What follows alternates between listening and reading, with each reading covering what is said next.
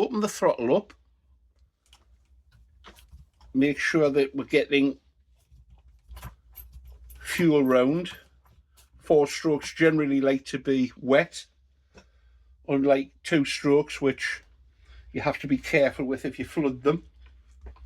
Generally I find that the 4-strokes prefer to be very wet when you're starting them.